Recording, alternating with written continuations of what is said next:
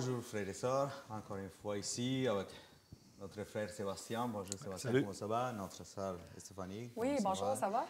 On est vraiment content d'avoir un autre rendez-vous avec vous. Et puis, on est déjà rendu à la leçon numéro 9.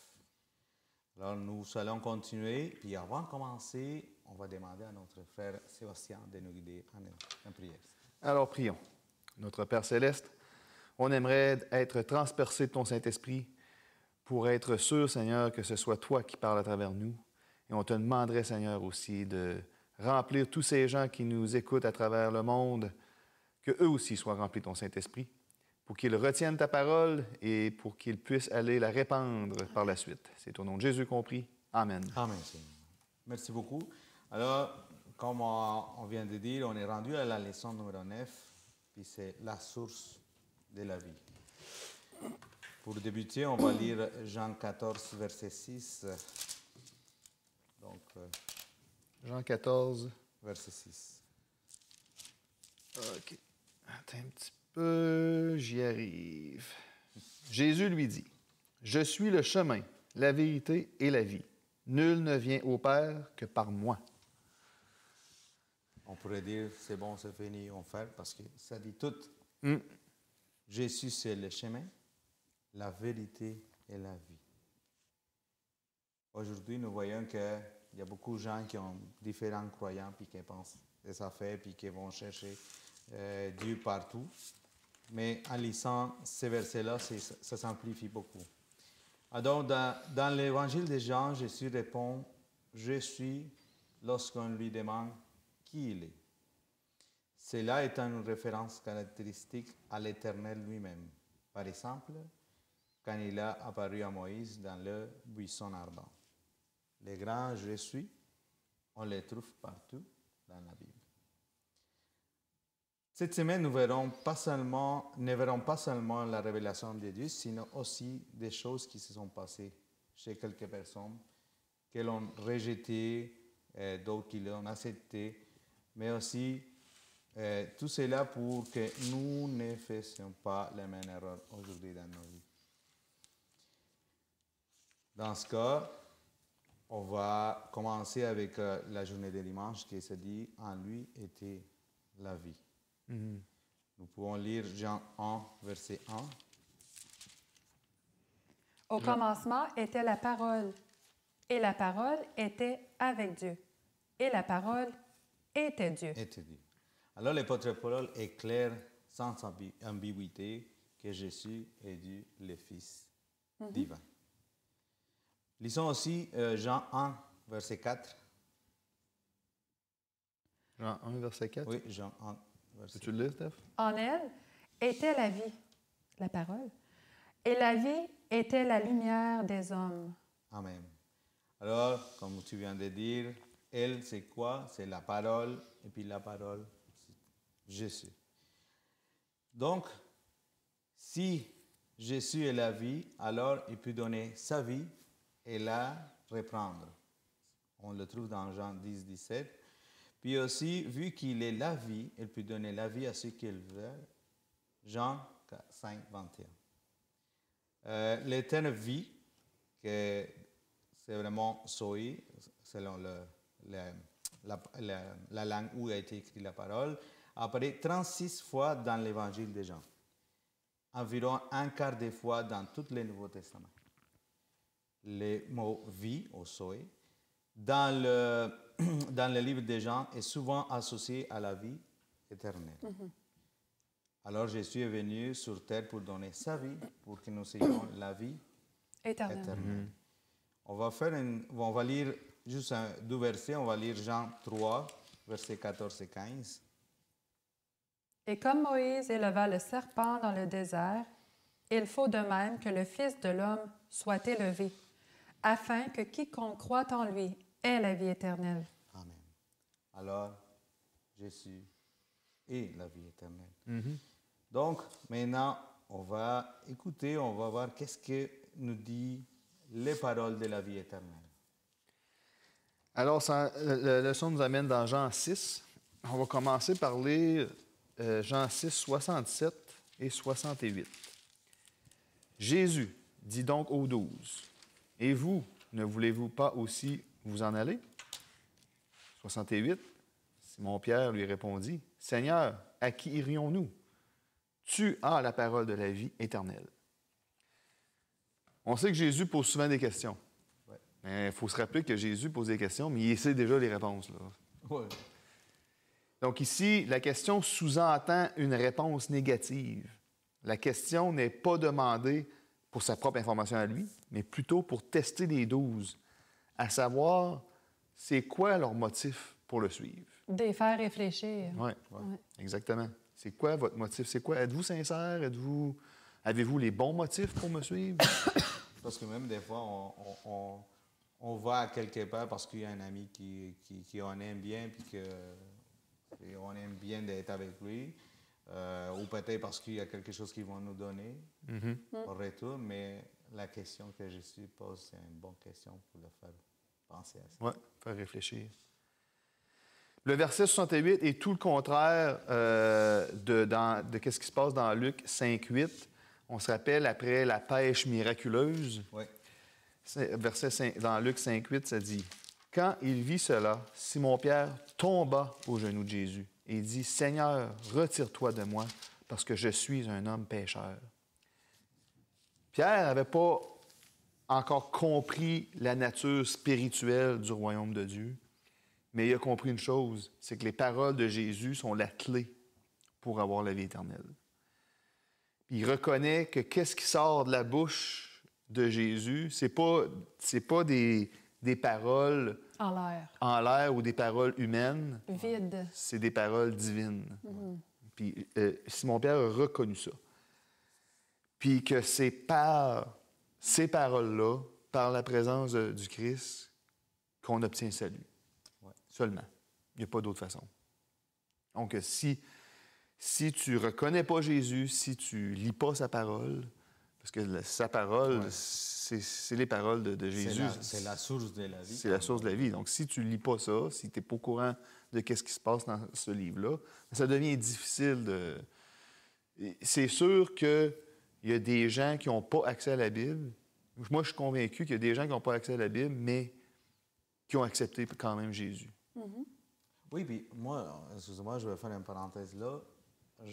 En parlant avec une personne qui travaille c'est plus un missionnaire, c'est pas ça, mais c'est vraiment un missionnaire qui travaille avec des populations autochtones de chez nous. À un moment donné, il s'est rendu là-bas pour commencer à travailler avec eux. Et puis, il en parlait de Jésus et tout ça. Et puis, à un moment donné, les gens ils ont dit, oui, on sait qu'il y a un Dieu.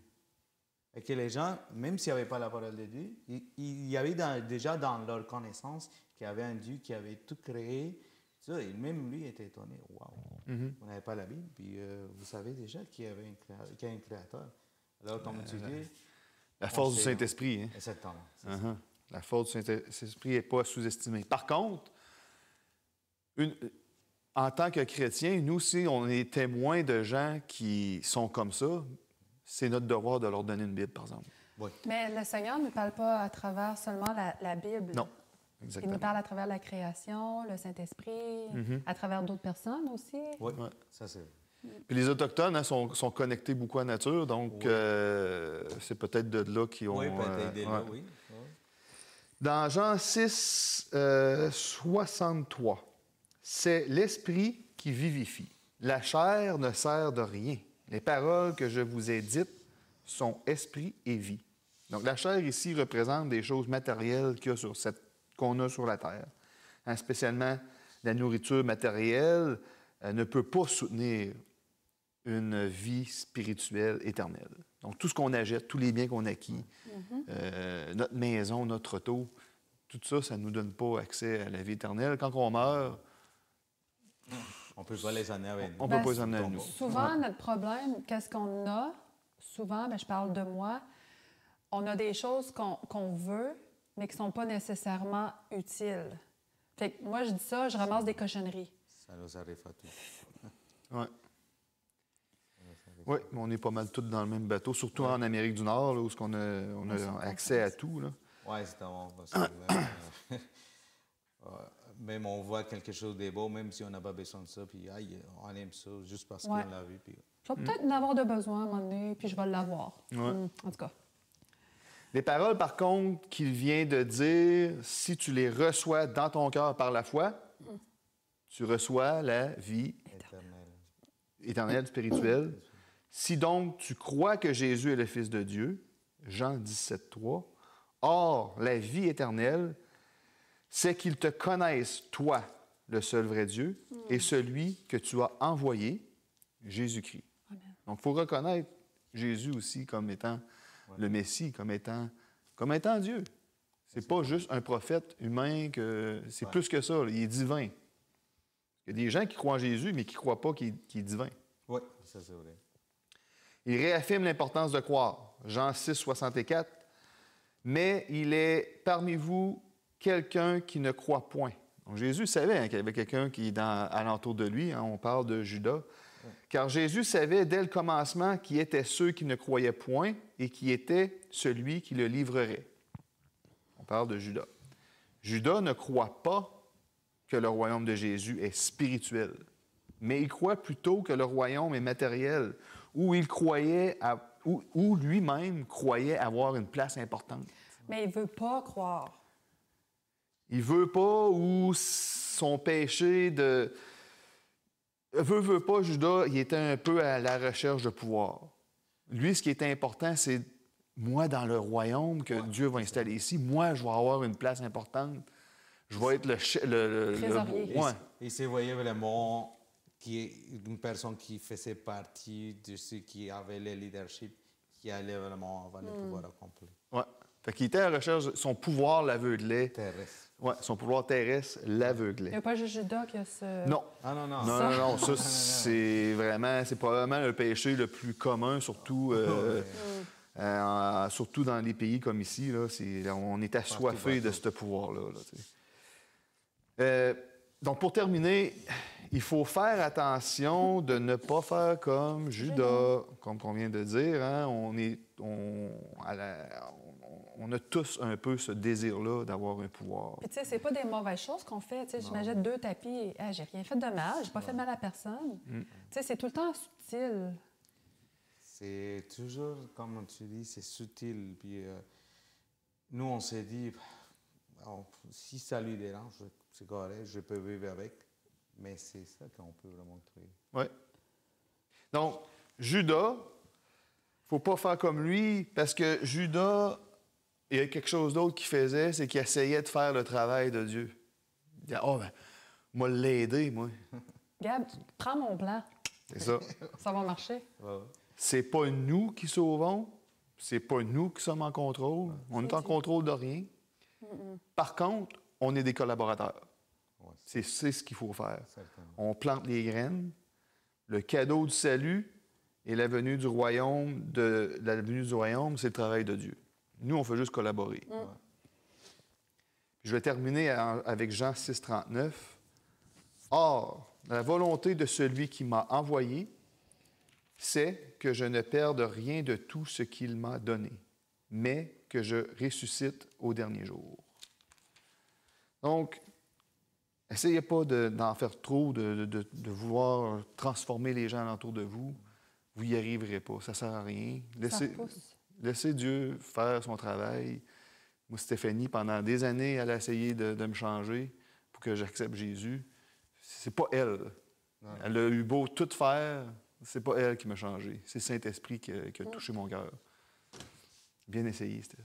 J'essaye encore. Non, regarde, c'est normal parce que ça fait partie de notre nature, vraiment, d'essayer de convaincre les personnes. Contrôler. Mais avec Dieu, c'est pas nous qu'on doit convaincre. Nous, on doit juste partager. Nous, on est juste des serviteurs de Dieu. On doit être toujours à l'appel de lui. Seigneur, tu m'appelles, je fais qu'est-ce que tu me demandes. Puis après, c'est toi qui s'en occupe. Ouais. Puis c'est pas évident parce que nous, on veut vraiment faire Ben tout oui. de A à Z. C'est moi qui dis quoi faire, c'est moi qui va faire, c'est moi qui va aller. Mais ça ne marche pas. Non. Parce que c'est la volonté de Dieu.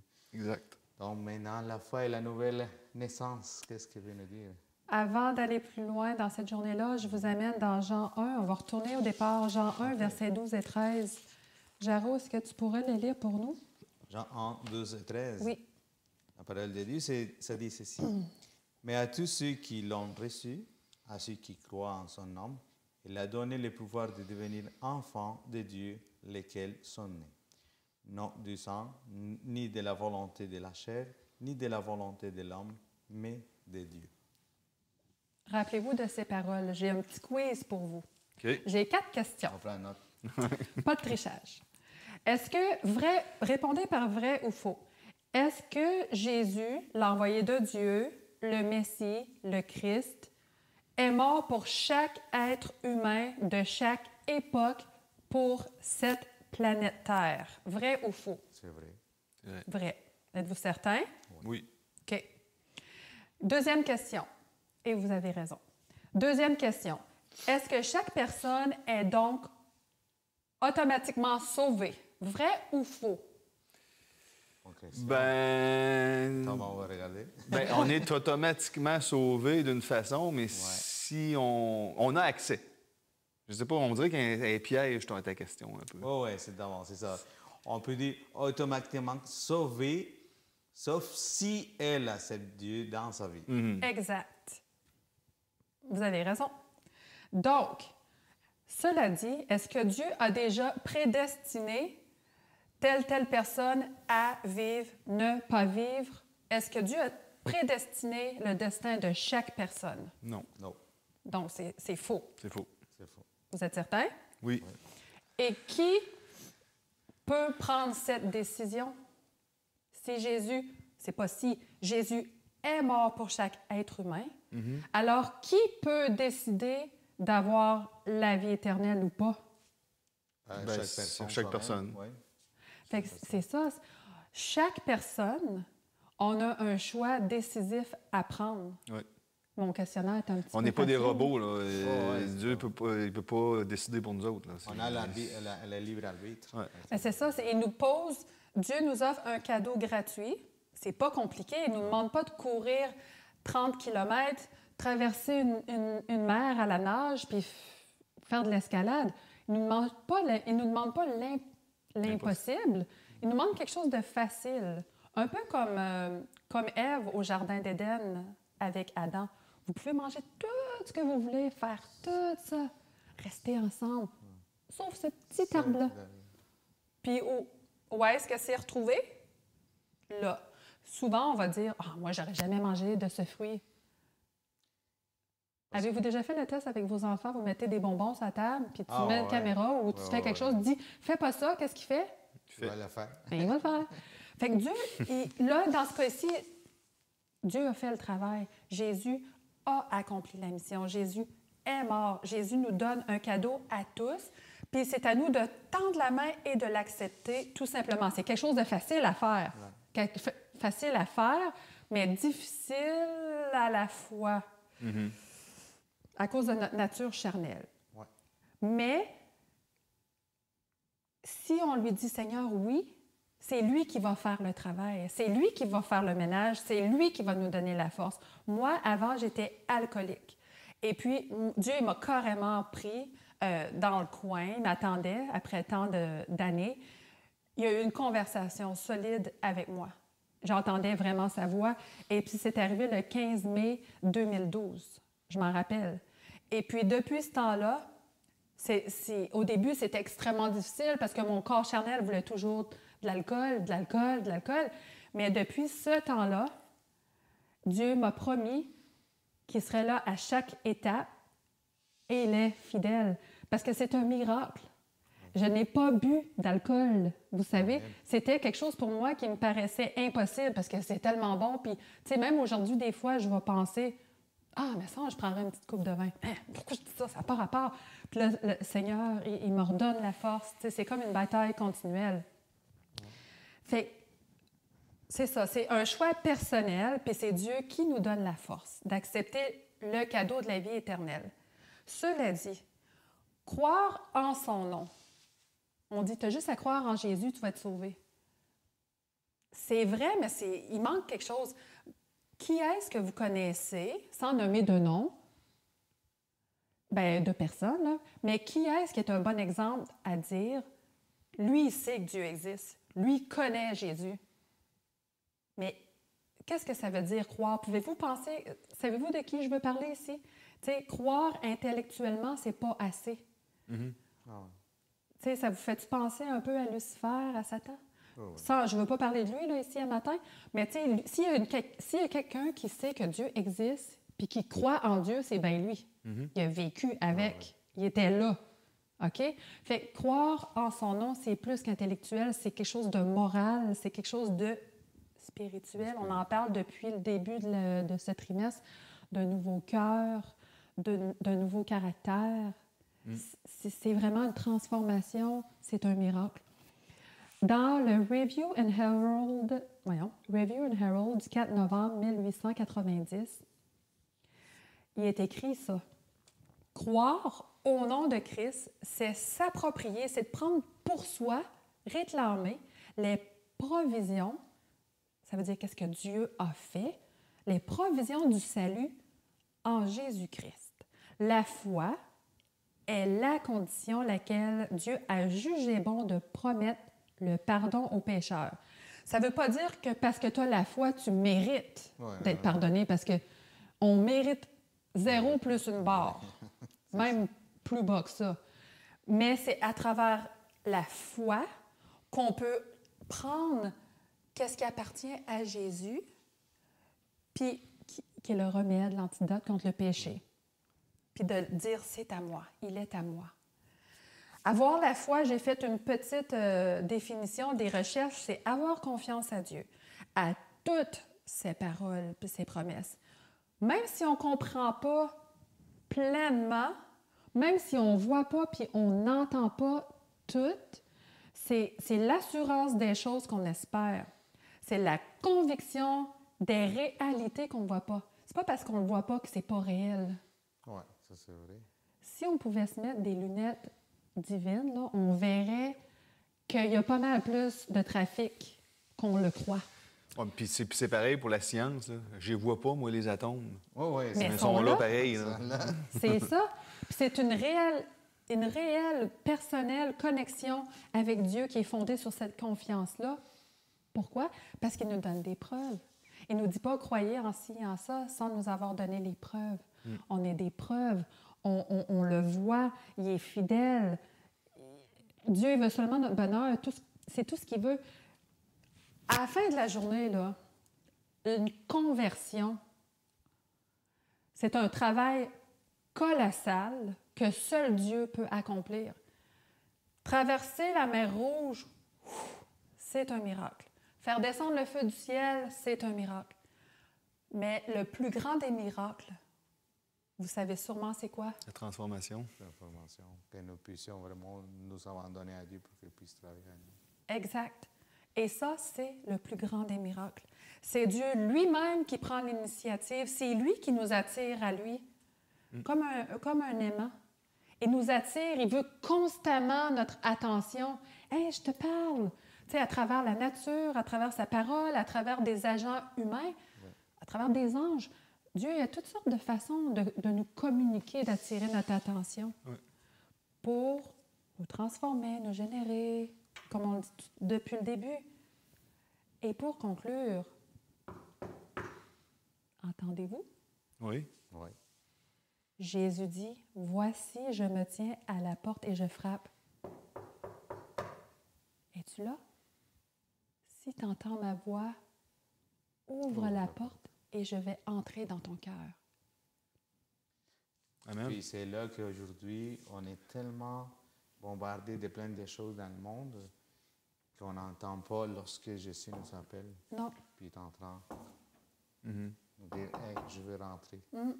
Et on n'entend pas. Parce qu'on est Distrait. distrait. C'est pour cela que maintenant, on va aller voir qu'est-ce que C'est ça. de la C'est ça qui arrive quand on est distrait. Ben, c'est ça qui va arriver dans la journée de mercredi. Rejeter la source de vie. C'est la source de la vie. Parfois, en lisant la Bible, il y a des choses qui ne font pas notre affaire. Donc, on twiste la vérité un petit peu. Oui. Ça ne dit pas dans la Bible ne pas fumer. Ça ne dit pas. Trouve-moi un verset qui dit « Tu ne fumeras point ». C'est pas bon de fumer. Pas écrit. Il n'y a pas de problème avec ça. Il n'y a rien de mal là-dedans. Je peux fumer. On enlève des versets qui ne font pas notre affaire. On rajoute, on enlève un mot. On lit partiel, On lit partiellement. hors contexte. On est comme, peut-être comme... j'ai rien contre les avocats, parce que c'est des gens qui ont allés étudier le droit à l'université. Mais des fois, il y a des avocats qui vont apprendre les lois pour les contourner. Ben oui. Puis, des fois, c'est nous aussi. On apprend la parole de Dieu pour voir c'est quel verset qui va marcher pour moi, puis l'autre. Puis tu peux lui faire dire qu'est-ce que tu veux, dans le fond. Ouais, Puis c'est vrai, Oui. mais pas vrai. On peut l'interpréter mal ou des fois on l'interprète mal, mais volontairement. Oui. Mais des fois, c'est vraiment sincère, tu as mal compris. Mais des fois, tu t'organises pour pas avoir bien compris. Ou je lis, mettons, le verset 34, mais je ne lis pas les 35, parce que 35, ça fait pas mon affaire. Ça, que je reste Comme le fameux... la femme doit être soumise, là. Oui. On arrête ça là. On arrête ça là. Puis en dessous, c'est Mais comme- l'autre partie, non. Comme Dieu aime l'Église. Oui, c'est ça. Ah! Dans Jean 1,5, la lumière, lui, dans les ténèbres, et les ténèbres ne l'ont point reçu. La morale du péché et l'amour de Dieu ne sont pas compris. C'est pour cette raison-là que la lumière a été envoyée dans le monde pour éclairer les ténèbres. Parce que dans le fond, quand il fait noir, quand tu allumes la lumière, la noirceur disparaît. Ouais. Donc, la lumière est là pour ça. Dans Éphésiens 2,12, « Souvenez-vous que vous étiez en ce temps-là sans Christ, privés du droit de la cité d'Israël, étrangers aux alliances de la promesse, sans espérance et sans Dieu dans le monde. » 2 Corinthiens 4,6, « Car Dieu, qui a dit, la lumière brillera du sein des ténèbres, a fait briller la lumière dans nos cœurs pour faire resplendir la connaissance de la gloire de Dieu sur la face de Christ. » Jean 1,10. Donc, cette lumière-là, faut l'accepter, il faut la prendre parce qu'elle va éclairer toutes les... On a tout un... Petit recoin. Ouais, on a tous des petits raccoins de ténèbres en nous. Puis c'est seulement à travers cette lumière-là que ce petit côté ténèbres-là, tu sais, comme tu disais que tu étais alcoolique tantôt, c'était un coin sombre, un coin ténèbre que tu avais dans toi, qu'en acceptant la parole, en acceptant cette lumière-là, c'est disparu. Puis il l'a comblé avec, Il l'a- avec d'autres choses. Là. Il a Exactement. laissé ça vide. Exactement. Ça revient au vide qu'on a parlé dans les leçons précédentes. On a tous un vide qu'on essaie de combler avec toutes sortes de choses. Dans Jean 1,10, « Elle était dans le monde, et le monde a été fait par elle, et le monde ne l'a point connue. » Donc ça dit ici qu'elle était parmi nous, puis nous ne l'avons pas reconnue comme le Messie, la vraie lumière. Puis en plus, ils ne l'ont pas reconnu, ils n'ont pas reconnu Jésus comme le Messie. En plus, ils l'ont rejeté. Ils ne voulaient pas vraiment croire. Non. Puis en plus, ils l'ont crucifié. Ça, c'est l'être humain qui a fait ça, là. Oui, Puis eux Jésus autres, avait plein de raisons d'abandonner, en tout cas. ouais. c'est sûr. Puis il aurait pu utiliser ses pouvoirs aussi pour mettre fin à tout ça, là. Puis dire, gars, ils n'ont rien compris. Je les élimine tous, puis on passe à d'autres choses. Il ne l'a pas fait. Jean 1,11. « Elle est venue chez les siens, et les siens ne l'ont point reçu. Il est venu dans sa maison, pas seulement chez lui à Nazareth. » Parce que elle est venue chez les siens, hein, ça veut dire Jésus il est venu dans sa maison. OK? Mais ce n'est pas littéralement sa maison à Nazareth, parce qu'on sait qu'aussi il a été rejeté là, dans sa propre famille. Ouais. Il a été rejeté. Mais qui est venu sur cette terre, qui est sa maison aussi. Ça lui appartient. Là. Oui, c'est lui le créateur. Ça ne nous appartient pas à nous autres. Donc, il est venu ici, Puis à travers son peuple aussi. à travers son peuple, puis les leaders l'ont rejeté. Ces gens qui étaient supposément... Qui l'attendaient. qui connaissaient... Ils la connaissaient pas plus que moi, la Bible, là, de A à Z. Mais c'est sûr qu'on connaît un petit peu l'histoire, pourquoi eux l'ont rejeté, parce qu'ils attendaient un Messie, mais pas vraiment qui venait de n'importe où. Il fallait qu'il vienne on parle de sa gang. Il doit venir de chez nous, pas d'ailleurs. Puis il ne contredira pas nos traditions non plus, là. Puis il va nous délibérer des Romains, puis Il va accomplir notre désir, Ouais. pas Ouais. les désirs d'homme. Ouais. C'est dur, ça. Oui. Donc, c'est du rejet, du rejet. C'est une journée qui est triste, là, la journée de mercredi. Là. C'est pas une journée que j'ai aimé trop faire. Là. Donc, Jean parle beaucoup de cette rejection. Dans Jean 5, 43. Et puis là, j'en ai pris... Stéphanie, tu pourrais-tu aller à Jean 8, 13 et puis Jaro à Jean 19, 15. Il parle beaucoup de rejet dans Jean. Là, j'en ai pris 3, mais il y en a une douzaine, une quinzaine. Il y en a. Donc, je vais commencer, moi, avec Jean 5, 43. « Je suis venu au nom de mon Père, et vous ne me recevrez pas. Si un autre vient en son propre nom, vous le recevrez. » Les pharisiens lui dirent, « Hey, tu rends témoignage de toi-même. Ton témoignage n'est pas vrai. » Mais ils s'écrièrent, ôte, crucifiez-le. Pilate leur dit, crucifierai-je votre roi? Les principaux sacrificateurs répondirent, nous n'avons des rois que c'est ça. Ils ont décidé un être humain comme un eux, mais ils n'ont pas Wow. décidé. Non. Donc, puis là, Jésus, il est là, puis surtout 19, 15, c'est lui qui est plus... c'est lui qui fait mal là, le plus, là, Oui, dans tous ces versets-là. Là. Tu sais, nous n'avons de roi que César, qui est du côté des Romains, puis eux autres, ils veulent être libérés des Romains, puis ils choisissent... Tu sais, c'est fou, là. Ça fait aucun sens. Là. ouais, c'est comme... c'est pas les bons mots non plus, mais c'est comme ça... excuse-moi, c'est ceux qui aiment vraiment être masochistes, qui on les frappe, et ils continuent là. Ça fait même pas de sens, qu'est-ce qu'ils disent. Non. C'est vrai. Et je vais terminer dans Nombre 13, on parle des 12 espions là, qui ont été visiter Canaan pour espionner, voir s'ils pouvaient vraiment aller prendre cette terre-là que Dieu leur avait promis. Oui. Dieu vous l'a promis. Fait que si tu l'as promis, vas-y puis tu vas l'avoir. Parce que sinon, il ne t'aurait pas promis ça. Puis là, les 12 sont allés, hein, puis on se souvient que seulement Josué puis Caleb qui ont rapporté les vraies choses. Tandis que les 10 autres, bien, ils ont rencontré toutes sortes de choses pour décourager le monde de voter pour aller prendre cette terre-là. Mais ils ont tous les deux dit la même chose, Oui. mais avec un message Oui. différent. Oui. Tu sais, c'est... Eux autres, les 10 autres, eux autres, c'était comme, faut pas aller là, c'est impossible. C'est impossible qu'on aille cette terre-là. Les deux autres, Josué et Caleb, Dieu l'a promis. Dieu l'a promis. Donc, on doit y aller. On doit y aller. Ils sont grands, puis... Puis, pas grave, ça. David a battu Goliath. Goliath. Ne craignez pas, je vais terminer, ne craignez pas si Dieu vous envoie, il vaincra pour vous. À ses côtés, on réussit. C'est important de ne jamais rejeter l'appel. On parle de rejet, mais rejetez pas l'appel. Puis ça fait plusieurs fois que je le dis.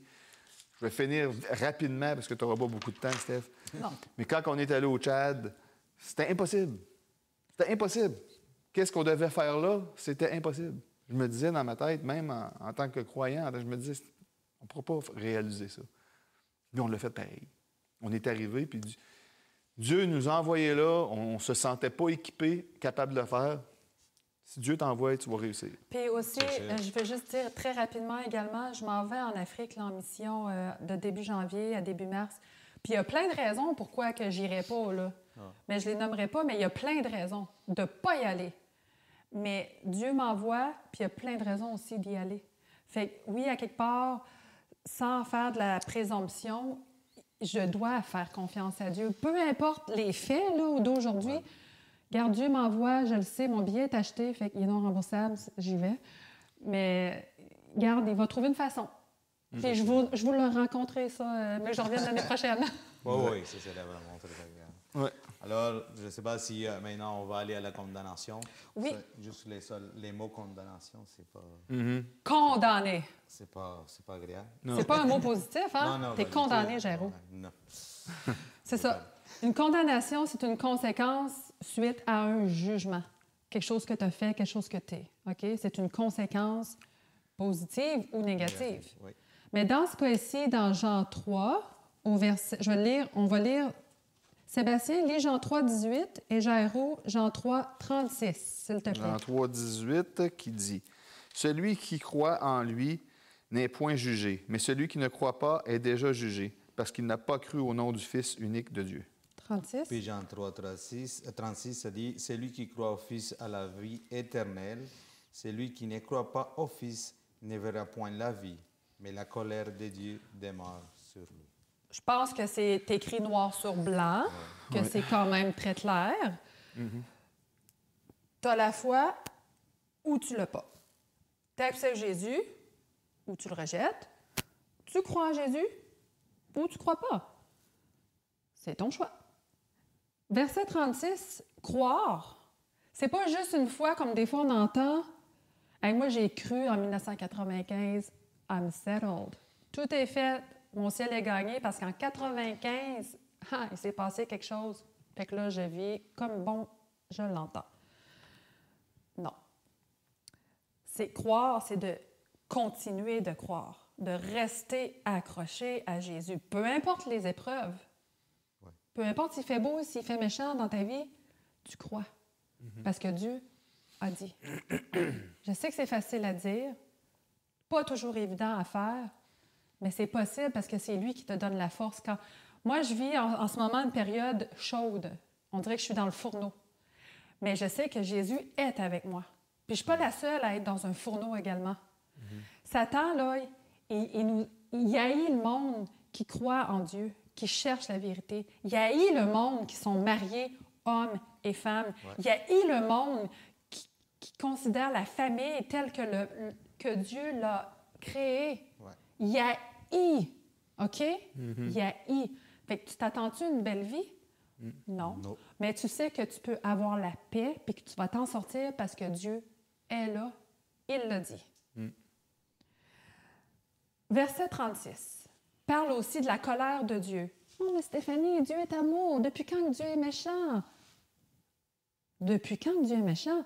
Dieu n'est pas méchant, mais c'est le péché qu'il déteste. C'est le péché qui haït. Romains 1, 18 nous dit que la colère de Dieu se révèle du ciel contre toute impiété et toute injustice. La colère de Dieu n'est pas dirigée aux pécheurs. Dieu ne m'haït pas, Dieu ne t'haït pas, mais il haït les choses qu'on fait de pas correct parce que ça nous fait mal. Ça fait mal aux autres. Puis en bout de ligne, bien, ça nous détruit.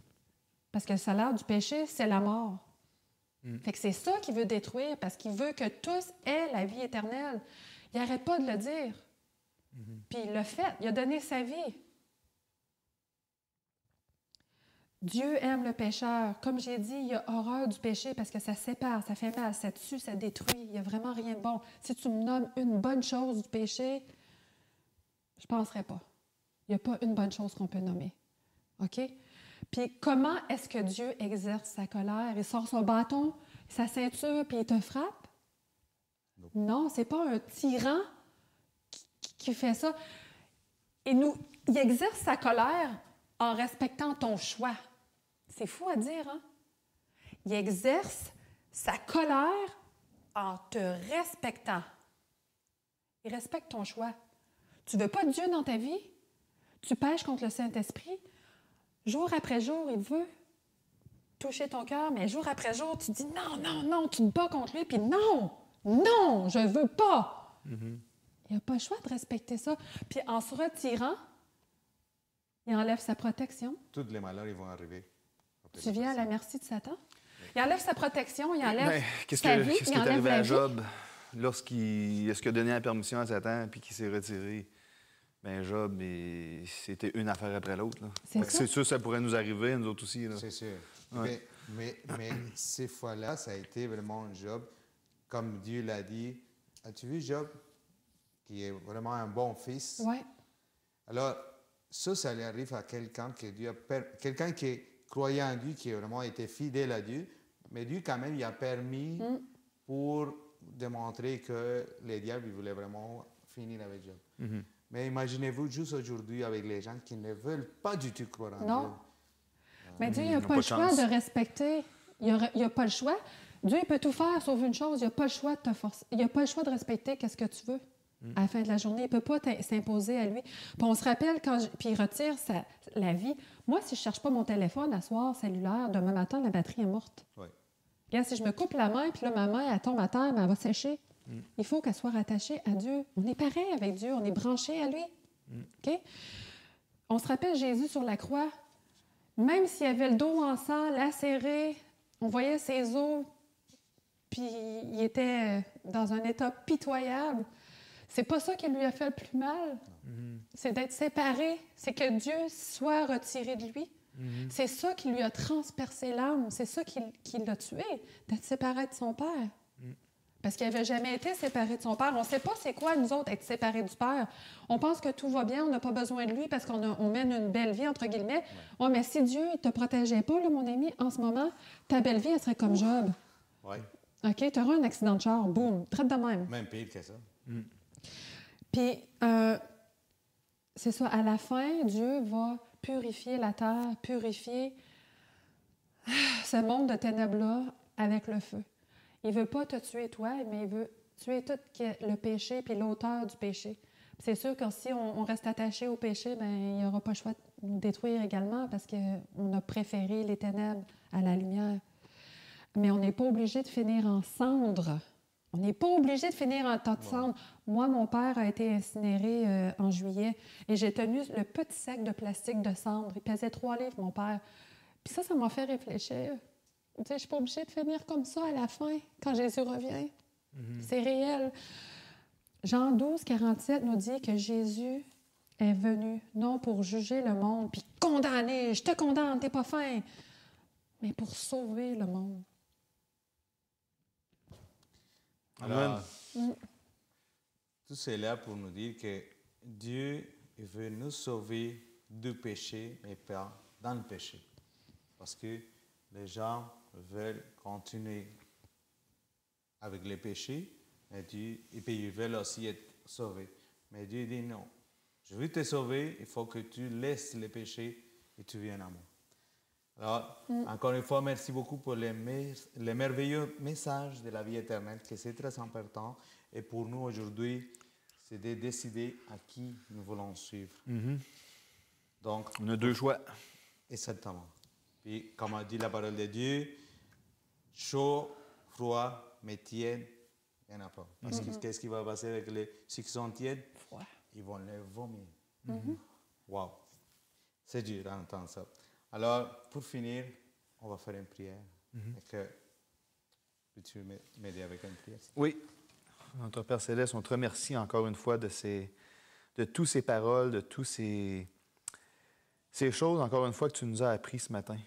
Seigneur, on espère que tous les gens qui t'ont écouté, à travers nous, Seigneur, qu'ils reçoivent ces paroles, qu'ils les digèrent bien, pour que par la suite, Seigneur, ils peuvent en parler aux gens qui sont alentour d'eux, à leurs collègues de travail, à leurs amis, à leurs frères et sœurs, à leurs parents, pour qu'eux aussi, Seigneur, aient accès à cette vie éternelle, ce cadeau suprême que tu nous as donné, qui est la transformation. Merci, Seigneur, de travailler nos cœurs à tous les jours pour qu'on soit modelés comme toi, qu'on ait ton caractère. C'est au nom de Jésus qu'on prie. Amen. Amen. Alors, encore une fois, merci beaucoup, frères et sœurs. Nous venons de finir la leçon numéro 9, en espérant que vous puissiez aussi prendre la bonne décision et nous puissions rester ensemble jusqu'à la fin. Merci beaucoup, Sébastien. Merci beaucoup, Stéphanie. Merci, Géraud. Et que Dieu vous bénisse.